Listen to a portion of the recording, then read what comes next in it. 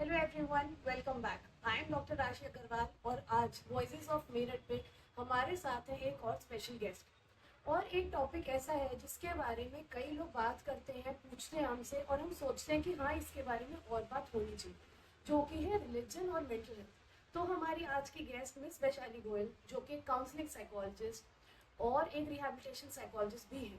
तो आइए उनसे जानते हैं कि उनका इस बारे में क्या पर्सपेक्टिव है कि हमारा एक्चुअली कल्चर और रिलीजन हमारी मेंटल हेल्थ के बारे में क्या होता है। तो वैशाली जी, थैंक यू सो मच। इतना बढ़िया हमारा ये टॉपिक है और आई एम श्योर आपसे भी लोग ये बात पूछते होंगे।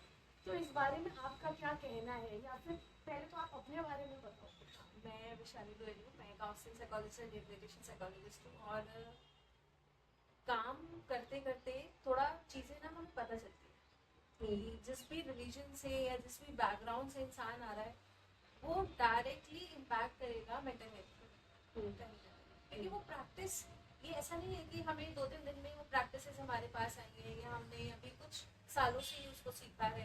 वो जेनेटिक भी है और वो हम सिखाते जा रहे हैं एक पीढ़ी से दूसरी पीढ़ी, और वो कंटिन्यूटी जो है वो इतना हमारे बिहेवियर में, हमारे इमोशंस में और हमारे थॉट्स में कहीं ना कहीं इम्पैक्ट करती ही करती बिल्कुल, ये तो है। पहले एक ना घर में जैसे सिस्टम था, या हम बोले जॉइंट फैमिली रहती थी, साथ में बहुत सारे लोग हो गए।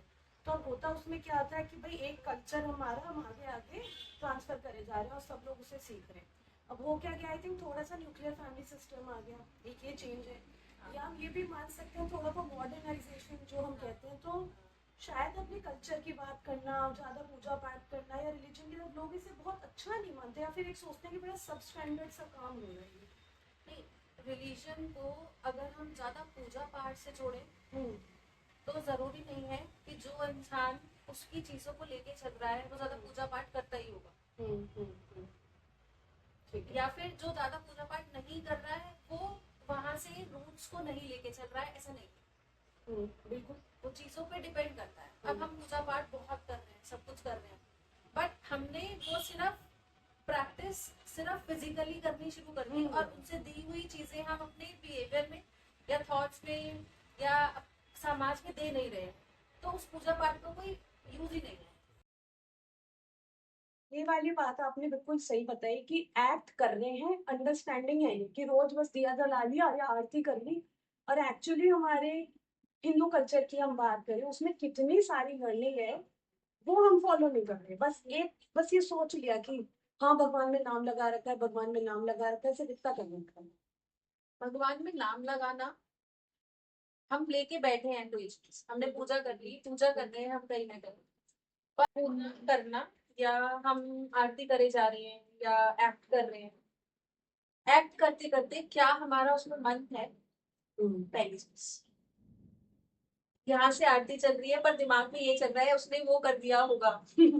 वो माइंडफुल वाली चीज जो है ना। माइंडफुलनेस वाली जो चीज है ना, प्रेजेंट में हमें जो कर रहे हैं हम उस पे ध्यान दें, वो बहुत जरूरी है। पर दिमाग में तो बातें चलती रहती है ना, बातें सब चलती लोग रहती जो हमें आके बोलते हैं कि ये कर रहा हूँ तो ये चल रहा है, ये कर रहा हूँ ये चल रहा है। At any point of time दिमाग में इतना सब कुछ चल रहा है और जो होना चाहिए वो नहीं हो पा रहा। वो नहीं हो पा रहा है। भाई एक तरीके से देखा जाए, अगर इसको थोड़ा और ध्यान से सोचा जाए, देखा जाए, करा जाए, मेडिटेशन कितना पुराना चला है। और जो हम मैंने जो थोड़ा बहुत समझा है, अब भगवान शिव को अगर हम यहाँ ले लें, मेडिटेशन वो ही एक ऐसा चीज है जो हमारे मन को शांत भी करेगा, प्योर भी करेगा, हमारे थॉट्स पे भी काम करेगा, हमारे इमोशंस पे भी काम करेगा, हमारे बिहेवियर पे भी काम करेगा। ये तीनों चीज इंटरलिंक्ड है, थॉट्स, इमोशंस एंड बिहेवियर। बिल्कुल और बिल्कुल। जब ये इंटरलिंक्ड है और हम इन तीनों पे स्पेसिफिकली काम करेंगे तो हमारी मेंटल हेल्थ ऑटोमेटिकली डेवलप करेगी और बेटर। पर ये सब ना बहुत आसानी से बोल देते हैं मेडिटेशन करना चाहिए, तुम मेडिटेट कर लो, तुम मेडिटेट कर लो। ये इतनी आसान चीज तो नहीं है कि कोई ने एकदम सोचा और उसने करना शुरू कर दिया। नहीं, आसान तो कुछ नहीं। देखा जाए तो मैं अगर सोचने लगूं, मैं बैठती हूँ और मेरे अंदर कोई थॉट नहीं आना चाहिए, ऐसा नहीं ऐसा हो नहीं पाएगा। हम्म। वो कंसिस्टेंसी मेरे को बनानी पड़ेगी। तो जो पेशेंट बार बार आके ये बोलते हैं ना हमारी थॉट गायब कर दो, हाँ तो हम यही बोलते हैं ऐसे गायब थोड़ी हो सकती है, इतनी बड़ी ऊपर वाले ने ये मशीन बनाई है, इसे खत्म कैसे हो सकती है? कुछ ना कुछ तो आएगा, हमें ये कंट्रोल करना है कब क्या आ सकता है या फिर किस स्पीड से है। हाँ, मतलब चीज क्या है ना, जब हम किसी चीज को, भाई हमें ओवर थिंकिंग हमारी कब होती है, हम्म, या तो हम फ्यूचर से रिलेटेड ज्यादा सोच रहे हम्म, हैं, या हम पास्ट से रिलेटेड ज्यादा सोच रहे हैं। हम्म, क्या हमें पास्ट में हम चेंज कर सकते हैं? कुछ भी, कुछ भी चेंज नहीं कर सकते। फ्यूचर हमें पता नहीं है, हम्म, और क्या पता है आज का, हम्म, इसको हम जी नहीं रहे हैं। बिल्कुल बिल्कुल। हमें जो भी हम सोच रहे हैं या जो हम नहीं सोचना चाहते हैं फिर भी चीजें आ रही हैं, हम्म, उस पे ये सबसे ज्यादा देखने की जरूरत है कि वो मेरे लिए रेलिवेंट कितना है। हम्म, मैं फ्यूचर में कुछ नहीं कर सकती अभी अभी, जो चीजें शायद मैं भी बहुत सारी चीजें देखी होंगी, मुझे भी बहुत सारी चीज करनी होंगी आगे, अभी मैं कुछ नहीं कर सकती, आज पे काम कर सकती हूँ। मेडिटेशन काम क्या करेगा कि मुझे आज बैठ थोड़ी देर खुद पे काम करना है। हम्म, मैं बैठी हूँ, थोड़ा ध्यान खुद पे, सांस पे भी लगा सकते हैं, किसी पर्टिकुलर चीज पे भी लगा सकते हैं। रिजिड नहीं होना है कि थॉट तो आए जा रहे हैं, ठीक है, एक दिन, 2 दिन, 3 दिन, 4 दिन, पर जैसे ग्रेजुअली वो ग्रो करेगा ना, वो थॉट्स धीरे धीरे शांत होने शुरू हो जाएंगे। हमारी चीजें, भाई हमारी, हमने अपने माइंड को इतना ज्यादा बाकी चीजों पे कंट्रोल दे दिया है कि हम खुद कंट्रोल नहीं कर पाते। भी माइथोलॉजी है, मतलब हमारा कल्चर तो अभी भी आज ये डेट नहीं कर पाए कि कितना पुराना एक्चुअली है। उसमें से ऐसा कोई एग्जाम्पल है, जैसे मैंने कई लोगों को कहते सुना है कि Shri Krishna ji was the first psychiatrist, कि उन्होंने पूरी महाभारत में अर्जुन को कितने अच्छे से डायरेक्शन दी, कितने अच्छे से समझाया। तो एक तरीके की साइकोथेरेपी वो मान सकते हैं। मतलब ये बहुत एक कही सुनी बात है, मेरे को इसका ओरिजिन नहीं पता। आपके पास भी ऐसे कोई एग्जाम्पल्स हैं कि हाँ भाई हमने कल्चर में देखा है कि बहुत डीप रूटेड है थेरेपी भी?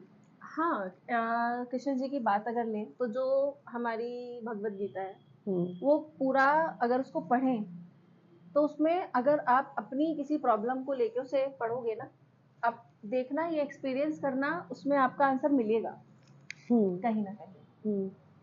और अगर कृष्ण जी के साथ में ही हम बात करते हैं द्रौपदी की, अगर देखा जाए तो डीबीटी थेरेपी जो हमारे यहाँ पे है उसमें 4 मॉड्यूल्स हैं: mindfulness, distress tolerance, interpersonal relationship and emotion regulations.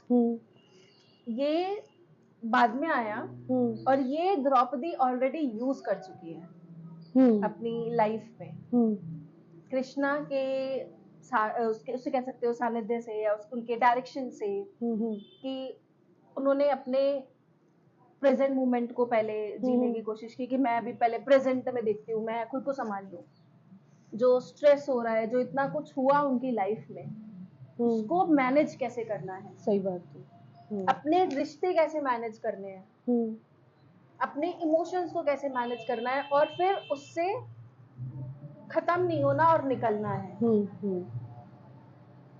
मतलब क्या रेजिलियंस रही होगी जो इतने एक इम्पॉसिबल सिचुएशन में इतना बिट्रेयल फील करना, इतना पता नहीं उनके दिमाग में कितनी बातें चल रही होंगी, बट कोई तो चीज ऐसी होगी जो उन्हें वहां से निकाल के ले गई। हाँ, कोई चीज, अब एक तरीके से देखो ना, इसीलिए मेरी जो अभी बुक है, अभी मैं एक बुक मैंने लिखी है, मैं द्रौपदी पे मैंने 2 आर्टिकल्स वगैरह लिखे हुए हैं, वो पब्लिश हो चुके हैं, और अभी बुक आ रही है the unshaken, Draupadi is path of healing. अगर उनकी जर्नी देखो, इतनी ब्यूटीफुल जर्नी है उनकी, कि परेशानियों पे आपका कोई कंट्रोल नहीं है, वो आएंगी, आप उन्हें नहीं रोक सकते, पर उन परेशानियों में खुद को कैसे खड़े रखना है, वो चीज है, वो आपको उनकी स्टोरी या उनका पूरा लाइफ पाथ सिखाता है। पर द्रौपदी ही क्यों, मतलब आपको उस तरफ इंक्लिनेशन होना शुरू ही क्यों हुआ? एक तरीके से कहते हैं ना कि आप, मतलब मैं पर्सनली मेरे को लगता है कि जब मैं पेशेंट्स वगैरह देखती हूँ बहुत सारे, या मेरे पास जो आते हैं, मेरे क्लाइंट्स वगैरह आते हैं, मेरा पीएचडी डिसोसिएशन पे है, डिसोसिएटिव डिसऑर्डर, और उसमें मेरा टॉपिक भी ये है मैरिड एंड अनमैरिड वुमेन, कि उनके क्या ऐसे ट्रिगर्स रहे होंगे कि वो डिसोसिएशन में चली गई है। तो उसमें जो इमोशंस दिक्कत कर रहे हैं, थॉट्स दिक्कत कर रहे हैं, परेशान कर रहे हैं, ऐसा कुछ बिहेवियर जो खराब करने वाला है। भाई प्रॉब्लम तो ऐसे ही मैं नॉर्मल जब देख रही थी महाभारत, उस प्रॉब्लम तो द्रौपदी की लाइफ में भी आई थी। और वो भी कहीं ना कहीं उसकी मतलब एक छोटा सा पार्ट मैं यहाँ पे लेती हूँ, वो जो चीर हरण वाला पार्ट है। आप यकीन मानिएगा, मैंने उस हिस्से को पता नहीं 100 बार देखा है या 200 बार देखा है। The way she respond to that particular situation, कि शुरू में तो समझ ही नहीं आ रहा था क्या करूं, कि इन्होंने ये कर दिया, ये कर रहे हैं, बट उसके बाद जो खड़ी हुई है और जो उसने रिस्पॉन्ड किया है खुद को, कि मैं एक इंडिविजुअल आइडेंटिटी हूँ। फिर मेरे को लगा नहीं, ये पढ़ने वाली चीज है, ये और नीचे से अंदर से निकालने वाली बात तो बढ़ ही गई है। मुझसे अभी किसी ने वाली बात पूछी कि आपको क्या लगता है कि प्रॉब्लम बढ़ क्यों रही है? क्या हम पूजा पाठ कम करते हैं, फैमिली सिस्टम चेंज हो रहा है, या जिन घरों में पूजा पाठ ज्यादा होती है, जो फैमिली की मानते ज्यादा है, या जहाँ बड़ों की ज्यादा चलती है, क्या वहाँ मेंटल हेल्थ इश्यूज कम होते हैं?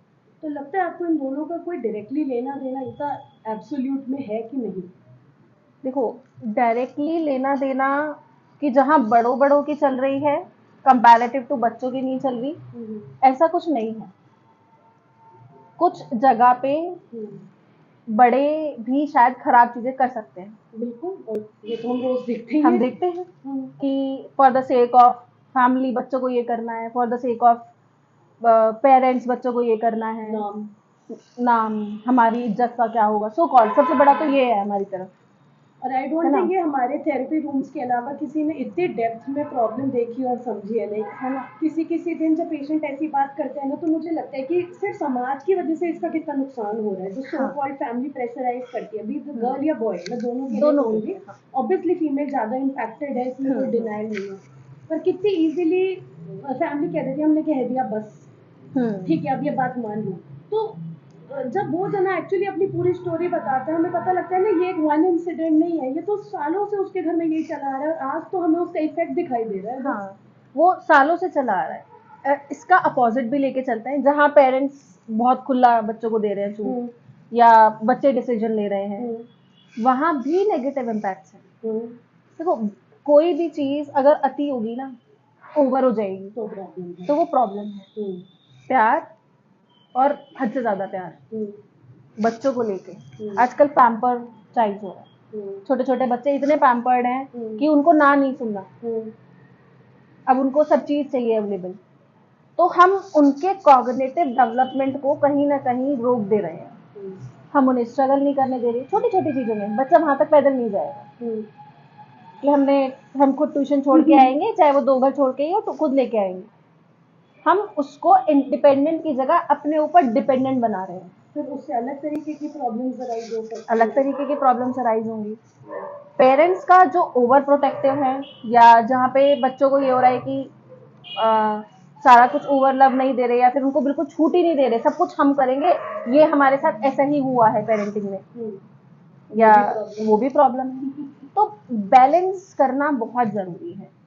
जो अपब्रिंगिंग हमारी हुई है, वो अपब्रिंगिंग आज के बच्चों पे काम शायद ना करे, टाइम के साथ चेंज होना पड़ेगा, सब कुछ बदलता है। हाँ। तो अगर हमसे अब कोई बिल्कुल पेरेंट आके पूछते हैं क्रक्स क्या है, अगर हम एंड में बोलना चाहें जो लोग देख रहे हैं उनके लिए भी, कि बैलेंस स्ट्राइक करना तो चलो एक आंसर है, पर कहीं ना कहीं एक लार्जर लेवल पे जब तक समाज में बदलाव नहीं आता, तो हम ये तो नहीं कह सकते कि हम मेंटल हेल्थ इश्यूज खत्म कर दें, खत्म नहीं हो सकते। पर बेटरमेंट के लिए आपको क्या लगता है कि और क्या स्टेप्स लिए जाने चाहिए कि ओवरऑल सबकी मेंटल हेल्थ पे ही फर्क पड़े, कुछ बेटर हो? एक तो सबसे पहले एक तो जो एक टैबू है ना कि हम पागल थोड़ी हैं,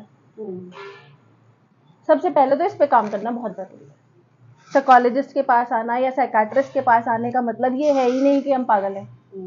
किसी को भी जरूरत पड़ सकती है। बोलते हैं ना बच्चे आके कि अब देखिए ले आए ना आपके यहाँ कर दिया ना, मुझे पागल क्यों? बेटा तुम्हारे जैसे ही है ना, बाकी सब लोग भी यार सिरदर्द के लोग भी दिखाते हैं। सिरदर्द क्रोनिक क्या है, वो भी तो एक स्ट्रेस मैनिफेस्टेशन ही है। बिल्कुल। तो एक तो वो टैबू सबसे पहले हटाना पड़ेगा। फिर दूसरा, हमें बच्चे को थोड़ा सा खुला छोड़े, अपने गाइडेंस में भी रखें, और हम खुद को भी एक तरीके से इस तरीके से लेके चले कि हम इस सिचुएशन में क्या कर सकते हैं, वो ब्रेनस्टॉर्मिंग होनी जरूरी है। मैं ज्यादा बात थोड़ा सा करती हूँ हमारे रामायण या महाभारत से रिलेटेड देख के करके, और जिस्ट ये भी है कि इन सब में भी अगर हम इनका जिस्ट देखें, रामायण हो गया, महाभारत हो गया हमारा, या गीता हो गया, इसमें जो हम देख रहे हैं सब पे सिर्फ 3 चीजों पे काम किया गया है, cognition, thought process, emotions and हमारा बिहेवियर। अर्जुन को इमोशंस इतने हाई हो गए थे कि मेरे सब अपने हैं सामने, मैं कैसे लड़ूं? मैं तो लड़ूंगा ही नहीं। तो इस पे भी मैंने लिखी थी एक छोटी सी कविता कि मैं नहीं लड़ूंगा माधव, मैं नहीं लड़ूंगा, पर उसको बताया ना कि क्यों जरूरी है। तो कहीं ना कहीं ये भी जरूरी है कि आपको लड़ना पड़ेगा, इर्रिस्पेक्टिव ऑफ सामने कौन है। अगर हम इसमें कंटेक्स्ट ले राम जी का, तो कहेंगे ठीक है, वहां पे हमें मैनेज करना भी जरूरी है। राम जी कहते हैं कि हाँ मैं जा रहा हूँ वनवास के लिए। दोनों को बैलेंस अपनी अपनी जगह अपने अपने स्तर पे सही है कहीं ना कहीं। तो वो बैलेंस शायद इन हमारी जो बुक्स हैं इनसे मिले हमें, तो उन्हें पढ़ना चाहिए, बच्चों को पढ़ाओ, उन्हें बच्चों को स्टोरी फॉर्म में बताओ। अगर हम दे देंगे रामायण उठा के ले बेटा पढ़ ले, कोई नहीं पढ़ेगा। और आजकल तो डिजिटलाइजेशन वैसे भी इतना है, एआई है, हाँ। सब कुछ है। किसी को अगर मुझे लगता है आजकल कुछ देखना, सीखना या जानने की इच्छा है, तो हर चीज आप कैसे नहीं अपने फॉर्म में कन्वर्ट करके आप उसे जरूर समझ सकते हो। हाँ, तो वो समझ सकते हैं, उसमें हम देख सकते हैं। हम ज्यादातर क्या होता है ना, जिस सिचुएशन से हम गुजर रहे होते हैं हम उस चीज को अट्रैक्ट करते हैं। तो उस चीज पे हम ज्यादा पढ़ते हैं और उस चीज पे हम ज्यादा देखते हैं। तो इस चीज का हम बाहरी दुनिया में तो देख रहे हैं कहीं ना कहीं सॉल्यूशन, कि हम इससे देख लें, चैट जीपीटी से पूछ लें क्या हो रहा है। एक बारी अपनी ये किताबें भी खोल लो, ये ग्रंथ भी खोल लो। इतनी नॉलेज ऑलरेडी हमारी किताबों में है, हमें बाहर जाके और नॉलेज गेन करना तो तब करें, पहले ये वाली चीजें जरूर करें। आई रियली होप कि आप बुक देखें, पढ़ें और फाइनली ढूंढें ना कि इसमें ऐसा क्या है जो आज की हमारी लाइफ से मिलती है। तो thank you so much Vaishali ji, आपने बहुत क्रक्स ये छोटे फॉर्म में बताया कि हमें अपने कल्चर तक वापस जाने की ज़रूरत क्यों है। आई होप आप सब लोगों को यहाँ से कुछ इन्फॉर्मेशन और अपनी मेंटल हेल्थ को बेटर करने के लिए मिली ज़रूर होगी। And come back again next, देखते हैं, चलो नेक्स्ट वीक तक a new video every week. And this is doctor Rashi Agarwal signing off. Bye bye.